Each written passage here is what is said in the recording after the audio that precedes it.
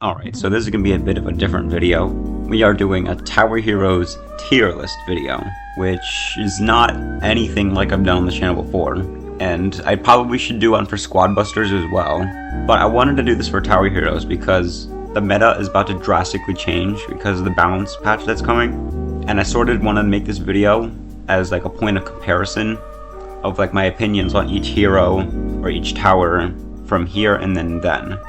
So yeah, welcome to the Tower Heroes Hero Tier List. Not even sure if anybody's actually going to watch this.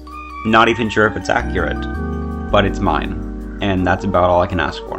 And I would also like to point out that towers that are closer to the left are what I consider to be the best of that category. And then the tower closer to the right is going to be...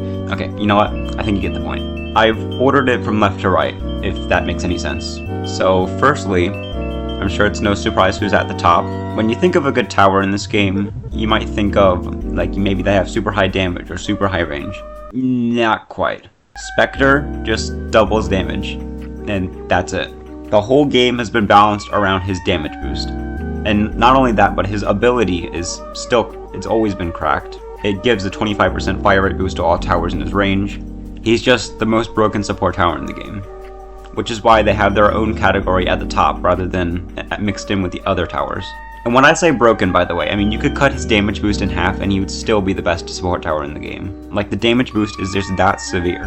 As for these three over here, I've kind of ranked them in terms of importance, which unfortunately leaves Lemonade Cat at the bottom, but that does not mean she's a bad tower. Lemonade Cat is the only, and has been the only, source of mana, not counting Jester, throughout Tower Heroes' lifespan, and until they added another way to get extra mana, there's nothing to outclass her, which means she's not going to be leaving this top tier. Balloon Pal and Discount Dog I was thinking a little bit about, but I ultimately came to the conclusion that the range boost is definitely more valuable than the discount, because Discount Dog is very good early on and mid-game, but it's only useful for the discounts and nothing else. And after everything's upgraded, then all you have is his ability, which again is very good, but I think that the 50% range boost you get from Balloon Pal is infinitely more important, because that is a very big range boost. And also Balloon Pal's ability, Bomb Float, it exists, so I feel like that also pushes them up a little bit. So yeah, that's the Elite Four. Let's immediately contrast that with the worst 4 towers in the game, or what I feel like the worst towers in the game are. I didn't bother putting Jester on this tier list, by the way, because he is pure RNG, so he doesn't belong anywhere on a tier list. When it comes to the worst hero in the game, the only hero that comes to mind for me is Mako. And it's not for any other reason other than he just sucks. Like, Mako is not even a good idea on paper, because the concept that he was given was leak protection. But let me ask you this. Why would you spend your incredibly valuable mana to maybe catch a leaking enemy, or when you could just like prevent the enemy from leaking in the first place with an infinitely more reliable tower? And not only that, the damage of him isn't even that good. He's around the same cost as Chef, but with significantly lower DPS, and his gimmick doesn't work. So yeah, he sucks. Wafer here is a similar case. Wafer has a very awkward gimmick. His damage increases the closer the enemies are to him, or how close the enemy he is targeting to him. The problem with that is that by placing him closer to the path to use that extra damage, you're losing range. And by putting him far away from the path, you're wasting damage. And that wouldn't be so bad of a trade-off. The problem is that the melee damage isn't even that good in the first place. If you saw the video I did on Wafer, I explained it a little more in depth there. But Wafer is just, he's conflicting. He's trying to be in 2 places at once, and that doesn't work for him when his stats are that low. So I think he definitely deserves to be spot bottom 2. As for Fracture and Quinn, I feel like they're the only towers in this tier that you can actually find a use out of. But that does not mean you should be using them, because they're still bad. Fracture is just a very weird tower. He takes up way too much space, and his DPS is apparently bugged to only be like 50 instead of 75. Which obviously that's not good, and also he is incredibly expensive to get to his maximum potential, and they killed his early game a while ago. but you can still find use out of him for DPS on bigger maps, or maps with a lot of placement space, like raid maps, like Facility Frenzy. Just places where you can actually use his space, or use his damage without wasting too much space. But you're still not going to want to use him if you have a better option. Quinn is also kind of a similar case. She has a very large placement space, which I don't know why. I can't fathom why they gave her that big of a placement space. Her damage is immediately outclassed by Voka, because Voka is a splash damage tower that deals similar DPS with much higher range. But you can still find use out of Quinn with targeting. You can keep her locked onto a boss from all the way across the map. Her ability I still think is a little bit pointless because of how long it takes to recharge, but you can find use out of it. It definitely does help sometimes. And that's about it for this bottom tier. And I would also like to point out that crowd controllers overtaking single target towers is a very common theme for this game. So just pre-warning you. Let's get into the usable tier. These towers, I think they're okay. You can bring them if you want, but you definitely have better options. They're nowhere near as useless as the towers in bottom tier though. Starting with Bebo. He has the potential to be a much better tower than he is, but his orbit, the way he orbits around his orbit point, is significantly limiting him in his potential, because you can never properly time when he's gonna be attacking something. He's a very inconsistent hero, but you can definitely find use out of him on a lot of maps, like Sunken Sanctum. Because of his low placement space, you can use it on raid maps as well. And in the end, he still does have high range, so that can obviously be used. He attacks quite fast, but honestly, he's just fine, I guess. Cart Kid up next, because Cart Kid is a very strange summoner tower. Cart Kid, in my eyes, is supposed to be the crowd controlling summoner, but that doesn't actually take place until level 5. If it wasn't for his max level ability, he would be the worst tower in the game by a country mile. But what redeems him is his level 5, where he gets invincibility, allowing him to pierce through all the enemies on the track for like 7 seconds. And that is enough to get him out of the bottom tier, but it's not enough to get him any higher than usable tier. People say he does good chip damage on bosses, but you can use any other summoner for that, honestly. I feel like they could just make his invincibility unlock at earlier levels, but I don't know, maybe that's just me. Now on to Nookie Launcher, which is another awkward tower. This tower is a lot of fun to use, but it's not very good. Like, don't get me wrong, the Nookies that it launches deal incredible DPS, as stated by the wiki. Like, they deal big damage. As long as they have time to get in damage, they can, like, slaughter enemy waves. They definitely struggle against bosses more than other summoners, because they can't be healed, which I think is a major problem for the tower. But I think they are pretty good. The only thing about this tower is that it's incredibly unreliable, I think is the best way to put it. I think that's the best way to put it. You can't rely on the tower for anything, but it does really high damage, and that's kind of all it has going for it. But it is good in that aspect. Now on to the middle ground. These towers, I think, are just balanced, kind of. They could definitely use a buff, but if they were left in the state that they were in, I wouldn't be complaining too much, but they definitely could use some tweaks.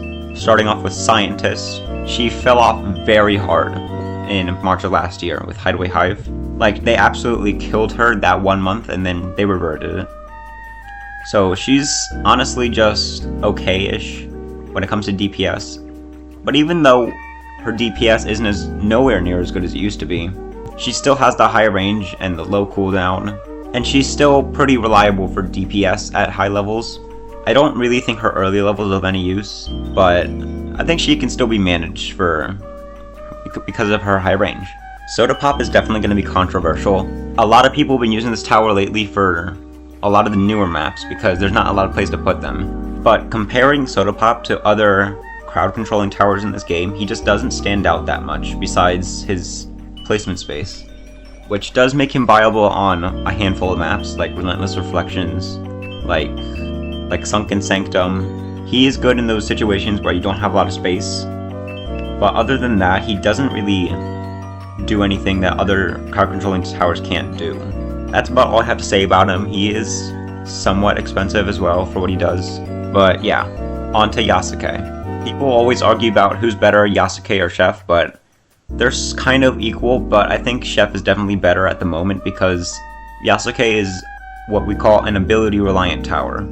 Because Yasuke without his ability is actually worse than Chef when it comes to at least single target DPS. But what redeems him is his ability, because it's cracked. You get boosted stats for 20 seconds, and you get a status effect, which all can be boosted by Spectre. He has super high attack speed and he shreds bosses with support, and I think that is enough to give him the middle ground, but I don't think he's as good as Chef is, generally. Just because, like, even with Dragon Flame ability, it costs like 50,000 to get them all upgraded, and then another 50,000 to activate all the abilities at once. And then if you add Spec Boost on top of that, it's another 10,000. So he's very expensive, and I think Chef definitely is better than him in that aspect. And what I think is probably the best tower in this tier is Sparks Kilowatt. Sparks to me is probably the most reliable tower in this entire game. She has low placement space, she's relatively cheap for her levels. She does pretty good damage when you get her all maxed out. Her early game is usable. She just fits with a lot of different maps as well. The only place she really struggles in is against enemies with defense. Other than that, I think she's probably the most balanced tower in the game, aside from like a few others. She's definitely my favorite tower in the game, but I can't put her any higher than this because she is very underwhelming despite what I've said. Like, you're definitely going to find better results with other towers, but in terms of reliability, I don't think Sparks is beaten in that aspect. Now on to good tier. These towers, I think, are just good. Like, these towers could probably be left in the state that they are in. I don't think, maybe Stella. I don't think they need to be changed that much. I wouldn't complain if they got a buff, but I don't think they need changing. And they're relatively powerful what they're at. First of all, these two, Bite and El Goblino. Even though I placed Bite to the left of Goblino, I really don't think either of them is better than the other, because they kind of serve the exact same purpose, just in different flavors. Bite obviously being better for crowds, El Goblino's better for single targets and bosses. It's just they serve almost an identical purpose, so I really don't think I can rank one above the other. Although I have seen more use out of Bite on some of the harder maps, just because Goblino obviously needs time to place down traps. But other than that, I really don't think one is better than the other right now. Now we have Slime King and Oddport, who I still think are the best path summoners in the game. Jester doesn't count. Slime King I definitely think is much better than Oddport right now, obviously because of Buzzer, and also just because his buff to his DPS a while ago was pretty significant for him.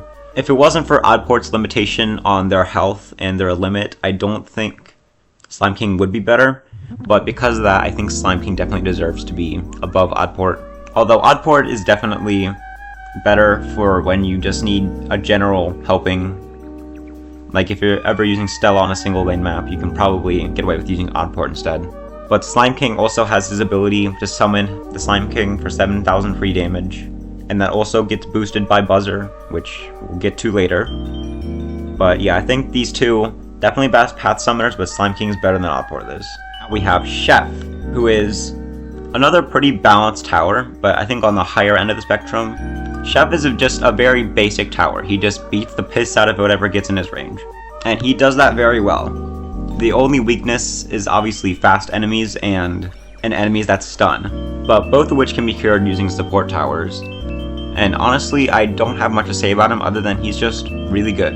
Next is Voka, who is Quinn's direct counterpart, but is significantly better because of her splash damage. She has super high range and she deals incredibly. She actually has the highest splash area in the game with 6 or something. And she does pretty high damage for that range as well. Like a full burst of Voka's is 1100 damage, at least with the single player amount. And on big maps, she can be probably one of the best towers in the game, but on smaller maps, she's just not going to get stuff done as good as other towers because she doesn't have enough time. But overall, I think she's a pretty good tower. Stella is definitely going to be controversial, but she has definitely fallen off very hard after multiple nerfs, which I think are still kind of unneeded. She's gotten so many nerfs to her damage and her drawings and her prices. And it's gotten to the point where Stella is kind of more support DPS rather than late game DPS. And I don't think that's a good thing for her. but she can still get shit done on maps with, like, well, at least single path maps. Some maps with multiple paths you can probably get away with using her. She still gets the job done as what she used to do. She just doesn't do it nearly as good as she used to. And for that reason, I think she definitely needs to be buffed. But I still think she deserves to be at the top of this tier, but not in this one. Overall, I think she's still pretty good, but she definitely needs to be nerfed. I mean, buffed, not nerfed. Now we're in the strong tier. These towers in this tier, either they need to be nerfed or the tiers below need to be buffed. Because these towers are very good. These towers are strong, as the name implies.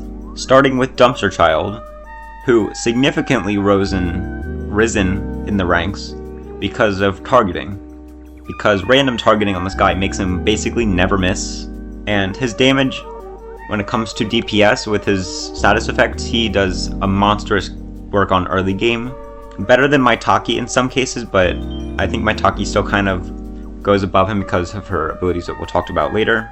But overall, Dumpster Child is definitely a very good early game option. I guess his only problem is void type enemies, but there's only like 15 of those, so who cares. Haze is up here as well, because I don't think he's one of the best towers in the game, but he's definitely in this tier. Reason 1 is infinite range, and reason 2 is because his damage output is also very good. He is very expensive, it costs a lot of money to upgrade him to max, both of them, but he makes up for that with how much damage he does, and also just, he makes short work of pretty much any big map. Basically, there's no situation where Haze is a bad idea, except for kind of on, like, shorter maps.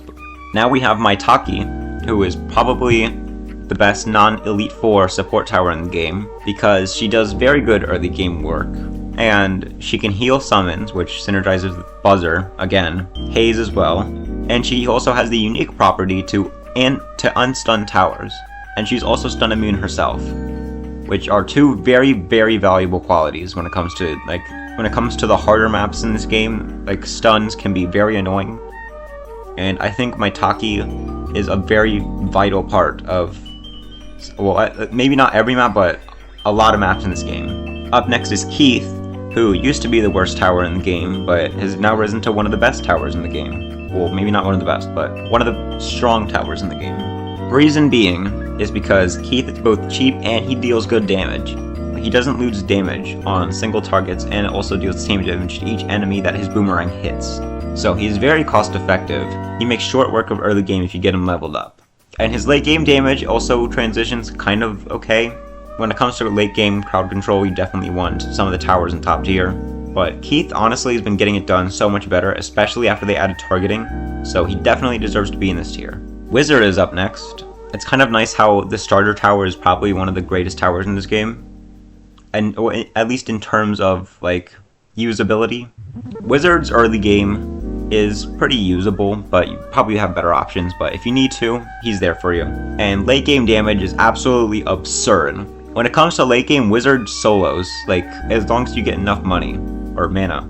The only problem is getting to that spot, but as soon as you do, he shreds. And he's probably better than every other tower in the game, except for the fact that he's single target. But for that reason, and how long it takes for him, I don't think he deserves to be in best tier, but he's definitely a stronger tower in the game. Lure is also up here at the top of strong tier. Number 1, he's stun immune, which no other tower other than Maitake has, which is very valuable on some maps, especially Timeless Tower. And alongside that, he does cracked DPS. Like, I'm talking super high DPS than any other ranged tower in this game, except maybe Branch. Higher DPS than any other burst tower, is a better way to put it. His ability as well is unique because he can target more than one enemy at once depending how much mana you use on it. It isn't very good early game, but late game when you have a lot of stronger enemies, he definitely shreds them. The only thing I think holds him back is his cost. If it wasn't for that, I think he'd be one of the best towers in the game. But looking at the top towers, I think there's a clear reason why he's not. Because now we're moving into best category, and these towers need to be nerfed. Like, these towers are just busted, and we're starting with Buzzer this time. Buzzer, since release, has been just the most busted tower in the game. And it's not even funny. Her late game damage is insane, her early game is very usable, her ability supports other summoners, her bees are affected by enemy health scaling, and on top of that she can also deal crowd control because of her bees exploding. And you can do all that for only a hero limit of 2. She only takes 2 slots to do all that, which is absolutely insane, and she's definitely getting nerfed when the balance patch comes out. Frank is also up here, which might be controversial, but Frank is definitely better than Volt by like a country mile, and I'll explain why when we get to Volt. But Frank is just cracked early game. His late game crowd control also is very good, especially with supports. He's a melee tower with ranged tower range, so that's weird. And on top of that, he can deal damage outside of his own range, which is insane. To be honest with you, I think Frank should just be like completely thrown into the ground, nerfed, or he should just be at the same level as every other crowd controller in the game. Bunny is up next, who might surprise you, but he is actually very, very good after that one patch they made for him. Bunny is just as, if not cheaper than Keith, or a little more expensive than Keith, I don't know. But he's very cheap, and he does pretty damn good damage for that price. And he has pretty good range. He's a very flexible hero because of that pricing. He allows you to solo a lot of maps with him, or at least a lot of maps on easy mode. And yeah, that's pretty much it. He's just really, really cheap and really, really good. Branch is still up here because he has a crowd controlling tower who does single target DPS, which that doesn't make a lot of sense in my head, but I don't know. I don't balance this game. I really don't know why Branch's level 5 is still as cracked as it is, but it is, and for that reason he's in best. Single target DPS with very good splash damage, even though it's a smaller splash area. And he is expensive, but I don't think the cost deters him that much when he's that strong. And finally, for the tier list, we have Volt, who is what Son of Spiper said, the jack of all trades. Volt's chain damage is absolutely insane. Like, his chain damage is a lot more intense than a lot of people let on. And on top of that, you can use his Volt points to increase his range to incredible amounts, for a melee tower at least. The only thing that I think holds him back from being better than Frank is his reliance on Volt points late game. Like, Volt without Volt points might be middle ground tier, but because of his Volt points, he definitely deserves to be in best. Also, he just attacks really fast, which is obviously a big bonus, and his DPS for being the tower that he is insane. So yeah, he definitely needs a nerf. And I think that's about it. 35 minutes recording, Jesus. Probably gonna edit a lot out in the video, because I've stuttered a lot recording this. Might do a tier list for Squad Busters as well. But I wanted to get this out because obviously the balance patch is about to release, so again, like I said before, I want a point of comparison. But that's about it for this video. Criticize me in the comments. See you later.